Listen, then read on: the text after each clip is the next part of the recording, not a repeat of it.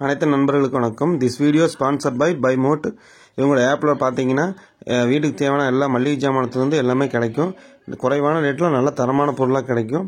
ஒரு டைம்னாச்சும் பர்ச்சேஸ் பண்ணி பாருங்கள், அடிக்கடி பார்ப்பீங்க. எல்லா ஆப்பிளும் கூட இதுவும் கொஞ்சம் நல்லா ஃபாஸ்ட்டாக இருக்கும், நல்லா ஒர்க் ஆகும். இவங்களோட லிங்க் வந்து டிஸ்கிரிப்ஷன் கொடுக்குறேன், மறக்காமல் பாருங்கள். வாங்க நம்ம சப்பாத்திக்கு தேவையான ஈஸ்ட் எப்படி செய்யணும்னு சொல்கிறேன். ஈஸ்ட்னு நான் பழைய பேத்துக்கு தெரியாது.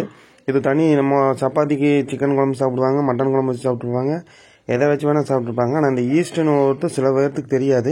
இது எப்படி செய்யணும்னு பார்ப்போம், வாங்க சொல்லித்தரேன்.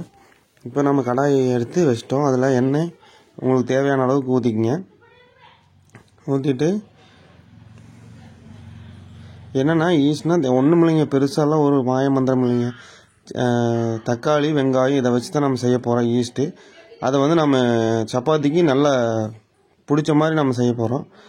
எல்லாத்துக்கும் சில பேர்த்துக்கு இது தெரியும், சில பேர்த்துக்கு வந்து இது எப்படி செய்யணும்னு தெரியாது. அதனால் இப்போ பார்க்கலாம். இப்போ கடுகு கொஞ்சம் போட்டிருக்கோம். இப்போ ஏன் வந்து எண்ணெய் கொஞ்சம் இப்போ வந்து 4 பல்லு பூண்டு வந்து நான் வெட்டி போட்டிருக்கேன்.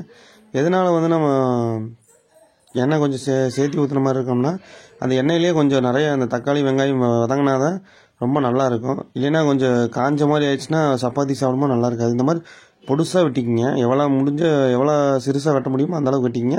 அப்போ தான் அந்த ஈஸ்ட்டுக்கு நல்லாயிருக்கும். நீங்கள் லென்த்தாக போட்டு வெட்டி வச்சிட்டிங்கன்னா சப்பாத்திக்கு தொட்டு சாப்பிட முடியாது.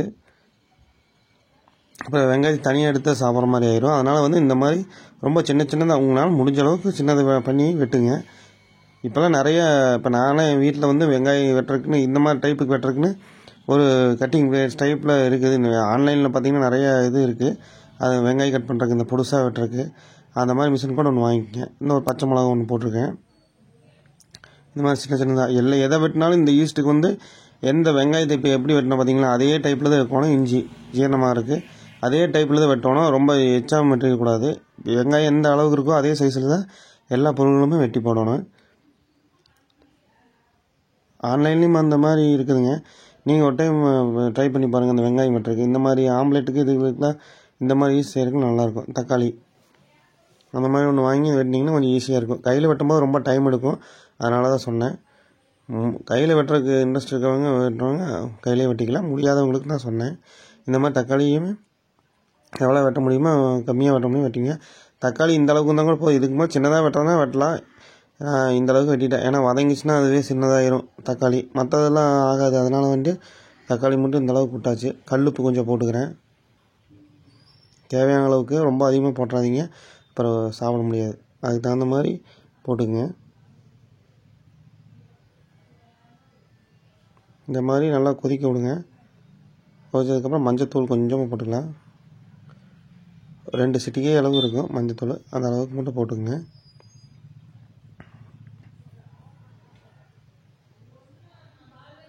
இந்த மாதிரி நீங்கள் வந்து இப்போ போட்டு கொதிச்சுட்டு இருக்கட்டும். இப்போ வந்து சிக்கன் பொடி கொஞ்சம் நான் போட்டுக்கிறேன். ஏன்னா கொஞ்சம் சிக்கன் டேஸ்ட்டில் இருக்கட்டும்ட்டு சிக்கன் பொடி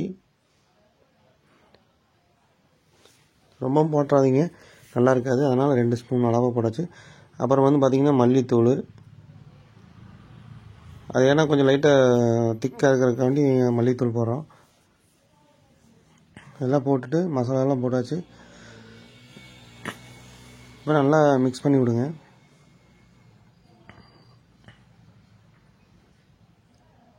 இந்த மாதிரி நல்லா மிக்ஸ் பண்ணி விடுங்க. நல்லா வந்து வதங்கணுங்க தக்காளி. இப்போ அதுக்கெல்லாம் பார்த்திங்கன்னா முன்னாடியே போட்டுட்டோம். அதனால் வந்து நல்லா வெங்காயமும் இந்த பூண்டோ எல்லாமே வதங்கியிருக்கும் ஓரளவுக்கு. இப்போ தக்காளி லாஸ்ட்டாக தான் போட்டதுனால இப்போ வந்து நான் மல்லித்தூள் கொஞ்சம் சேர்த்துக்கிறேன். இப்போ நான் வந்து தக்காளியில் 2வது போட்டதாங்காட்டி கொஞ்சம் நல்லா ரொம்ப நேரம் விட்டால் தான் அந்த இப்போ பார்த்திங்கன்னா பச்சையாக இருக்கிற மாதிரி உங்களுக்கு தெரியும். மிளகா பொடி உங்களுக்கு எவ்வளோ காரம் வேணுமோ அதுக்கு தகுந்த மாதிரி போட்டுக்குங்க. இப்போ அதனால் தக்காளி உங்களுக்கு தெரியுதா, பச்சையாக இருக்கிற மாதிரி தெரியுது. உங்களுக்கே தெரியும் அந்த தக்காளி எந்த அளவுக்கு வதங்கணும். அந்த கலரில் வர அளவுக்கு நம்ம அடுப்பில் சிம்பிளாக வச்சு தான் கலக்கணும், ரொம்ப ஹெவியாக வச்சிடாதீங்க, இப்போ அடி பிடிச்சிக்கும். ஏன்னா நம்ம வந்து தண்ணியே நிறைய ஊற்றலை. தக்காளியில் இருந்தது இப்போ இதில் இருந்த வெங்காயத்தில் இருந்த தண்ணி, அந்த ஆயில், இதை வச்சு தான் அது வந்து இப்போ ஃப்ரை ஆகிட்டுருக்கு. தண்ணி ஊற்றாமல் செய்கிறதுனால ரொம்ப ஹெவியாக வச்சுட்டு நீங்கள் கண்டுக்காம விட்டிங்கன்னா அடியில் பிடிச்சிச்சுன்னா அதுக்கப்புறம் நம்ம செய்கிற வேலையை வேஸ்ட்டாக போயிடும்.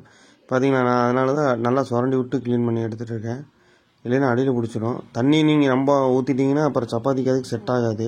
அப்புறம் சப்பாத்திலே ஒட்டாமல் போயிடும். அதுக்கப்புறம் பார்த்திங்கன்னா நம்ம செய்கிற வேலையை வேஸ்ட்டாக போயிடும். அதனால் வந்து இதுலேயே அப்படி தக்காளியில் இருக்கிற தண்ணியை வச்சே நம்ம அப்படியே இப்போ பண்ணிகிட்டே இருக்கணும். ஒரு 5 நிமிஷத்துக்கு வேலை தானுங்க. இந்த வீடியோ முள்ளாக இருக்குது பார்த்திங்களா, அதே அளவுக்கு இருந்தாவே அந்த ஈஸ்ட் ரெடி ஆகிடும். அவ்வளோதான். நம்ம காய்கறி வெட்டுறது இது மட்டும் தான் டைம் எடுக்கும். நம்ம செய்கிறது வந்து 5 நிமிஷத்து தான். ஃபாஸ்ட்டாக செஞ்சிடலாம். இது குழந்தைகளுக்கும் ரொம்ப பிடிக்கும். ஒரு டைம் உடம்புக்கு ஹெல்த்தியானது தான். அதனால் அடிக்கடி செஞ்சு கொடுங்க. அவங்களுக்கு ஒரு டிஃப்ரெண்ட் டேஸ்ட்டாக இருக்கும் சப்பாத்தி சாப்பிட்றதுக்குன்னு. சில குழந்தைகள் சாப்பிடாது. அதனால் இந்த மாதிரி டைப்பில் செஞ்சு கொடுத்தீங்கன்னா சாப்பிடுவாங்க. அவ்வளோதானுங்க. என் வீட்டில் செஞ்ச சப்பாத்திக்குமே ஈஸ்ட்டுக்கு பார்த்தாச்சுங்க. இதே மாதிரி நீங்கள் செஞ்சு சாப்பிடுங்க. நன்றி, வணக்கம். நெக்ஸ்ட் வீடியோவில் பார்ப்போம். அடுத்தடுத்து நல்ல நல்ல வீடியோ நான் உங்களுக்கு கொடுக்குறேன். சப்ஸ்கிரைப் பண்ணுங்கள், லைக் பண்ணுங்கள். தேங்க்யூ, பாய்.